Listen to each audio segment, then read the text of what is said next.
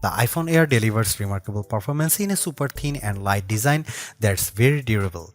I especially like getting a 19 Pro power in something this compact, but you have to make some trade-offs for the steep $1,000 price. You get only a single rear camera, which means no telephoto zoom, ultra-wide or macro shots. And while the Air's battery life is solid, it's a few hours behind the iPhone 17 Pro Max. The iPhone Air represents the first major shakeup to the iPhone family in years. The Air replaces the iPhone 16 Plus in Apple's lineup, but it really stands on its own as a completely new device. In fact, the iPhone Air really feels like a blueprint for the future as Apple nears the 20th anniversary of the original iPhone. Measuring 5.6mm, the iPhone Air is the thinnest phone in the world that's not a foldable, and yet it feels very sturdy thanks to its titanium frame. I have literally tried to bend and break this handset and it stayed intact. The Air doesn't skimp on performance either, packing an A19 Pro chip for playing demanding games and taking advantage of Apple intelligence. So what's the catch with this super slim Air? There's only a single camera, and while the battery life is pretty solid for something this size, you get less endurance versus the iPhone 17 Pro models. But it might still be the best phone for you, depending on what you are looking for. Here is the pros and cons in my full iPhone Air review. The iPhone Air starts at $1,000 for 256GB of storage. That's $100 more than the iPhone 16 Plus, but Apple is betting that you will be willing to pay a premium for a phone that's this slim and portable. There is just one problem. The iPhone 17 Pro starts at $1,099, which is just $100 more for a phone with triple cameras, a bigger battery, and an A19 Pro chip with an extra GPU core and vapor chamber cooling for better sustained performance. So you should really think about whether this stunning design is worth it. The iPhone Air has a release date of September 19. The iPhone Air is so thin and light that you are worried for its safety when you see it from across the room, but you will feel reassured when you put it in your hands. Measuring just 5.64mm thin, the iPhone Air edges out the Samsung Galaxy S25 Edge for the thinnest phone we have tested. The Air is so thin, in fact, that you might forget it's in your front pocket. Well, the whole device isn't this thin.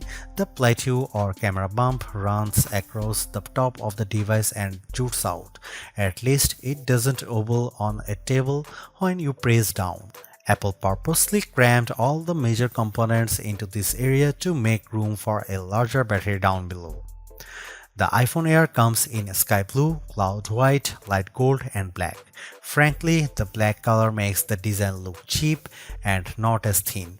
I preferred the sky blue model I tested, which does a better job of showing off the Air's thin profile. Some have complained that the titanium frame is too shiny, but I don't agree. If you are worried about the durability for a phone this thin, I think you can rest easy. I saw a demo that simulated a band with 130 pounds of force, and the iPhone Air shrugged it off. To further fortify the iPhone Air, Apple equipped the phone with a Ceramic Shield 2 display with 3x the scratch resistance of the previous technology and the Ceramic Shield back that's 4x more crack resistant than glass. It is worth noting that the iPhone Air has a single speaker integrated into the earpieces compared to dual speakers for the iPhone 17 and 17 Pro series. During my testing, the Air's speakers got plenty loud when listening to Apple Music, but it did sound tiny at max volume. Some have shared in our YouTube interview with Apple on the iPhone Air that they wish that this phone came in a mini size. I say there is no need, you get the best of both worlds with this device, a large 6.5-inch display in a very pocket-friendly size. And it's a pretty damn good ProMotion screen. 2. With a rated maximum outdoor brightness of 3000 nits, a 1 to 120 Hz refresh rate, and anti-reflection tech built in. Outdoors, I put the iPhone Air up against the Galaxy S25 Edge, playing the same Begonia trailer, and Emma's tone looked brighter, plus there was less glare. The iPhone Air didn't perform quite well as in our lab testing, covering less of the DCI-P3 color space and turning in a slightly worse Delta E accuracy score. The iPhone Air features a single 48 megapixel fusion camera with 2x optical quality zoom. No telephoto, no ultra-wide, but it is a pretty strong performer based on my testing. Just don't expect much more from the 10x digital zoom. The iPhone Air does bring some cool new camera features to the table that are also available on the iPhone 17, 17 Pro and 17 Pro Max. This includes an 18 megapixel center stage front camera that leverages a square sensor to let you shoot landscape selfies without having to flip the phone in your hand. Here are some camera samples of the new iPhone Air.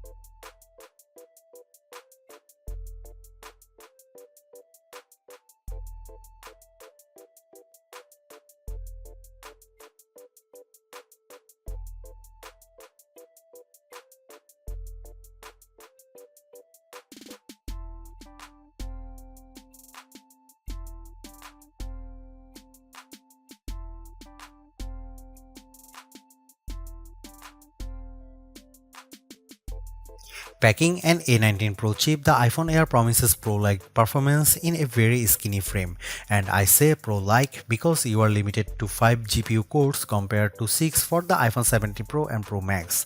I enjoyed smooth performance when playing Destiny Rising, double jumping and using my grenade launcher on multiple enemies while enjoying crisp graphics. I only noticed a drop frame here and there versus the iPhone 17 Pro Max. Speaking of twice, the iPhone Air having one less GPU core does impact benchmark scores. It reached 29.5 FPS in the demanding 3D Mark Solar Bay Unlimited graphics test compared to 46.6 FPS for the iPhone 17 Pro Max. The Galaxy S25 Edge also turned in a higher frame rate. On Geekbench, which measures overall performance, the iPhone Air beats the Galaxy S25 Edge and it finished our video transcoding test 20 seconds faster. How about sustained performance? To test that, we used the 3D Mark Wildlife Extreme Stress Test, which simulates gaming for about 20 minutes. We ran it once and recorded the result, then did a second run right after that to really stress test these phones. The iPhone Air performed quite well, with stability score that beat the Galaxy S25 Edge by a fair margin in both rounds. More surprisingly, the iPhone Air turned in cooler temperatures than the Pro Max when we measured the back of the phones using the laser thermometer in 5 locations and averaged the result, though the S25 Edge was even cooler. Here's the big questions on everyone's mind. How good or bad is the iPhone Air's battery life? Apple claims all the battery life, but we decided to put that to the test in a couple of ways. First up was our battery test, which surfs the web over 5G at 150 nits of screen brightness. The iPhone Air turned in a decent 12 hours. That's nearly a half hour better than the Galaxy S25 Ultra, and the regular iPhone 17 lasted 45 minutes longer. However, the iPhone 17 Pro Max lasted over 5 hours longer than the iPhone Air, so if you really care about endurance, the choice is clear. I also compared the iPhone Air's battery life versus other phones when streaming the same YouTube video over Wi-Fi for 5 hours at 50% screen brightness. The iPhone Air was down to 81%, which is better than the Galaxy S25 Edge's 67%. Note that Apple sells a $99 MagSafe battery pack for the iPhone Air that's designed to deliver 65% more power. I am torn about the iPhone Air as its remarkable piece of engineering. This design is amazingly thin and light, and Apple deserves serious credit for making it so durable. It feels so strong, I don't think I would bother with a case. I also like how well the iPhone Air performs. No, it doesn't have the graphics might or sustained performance of the iPhone 17 Pro or Pro Max, but it's faster than the Galaxy S25 Edge and remains fairly cool under pressure, and it offers better sustained performance than Samsung's slim phone. However, I don't like the shoppers have to give up both an ultra-wide lens and telephoto zoom with the iPhone Air. At least Samsung gives you an ultra-wide camera that enables macro photography, but the iPhone Air's main 48 megapixel camera is very good overall. Apple left some other features on the cutting room floor as well, as such as fast charging and cinematic mode for video, so in sometimes the Air feels more like an iPhone Lite. Overall, I think the iPhone Air is worth buying for those who want a super slim phone that's very easy to carry, that doesn't sacrifice too much on performance, but you will have to live with some trade-offs if you want something this compact.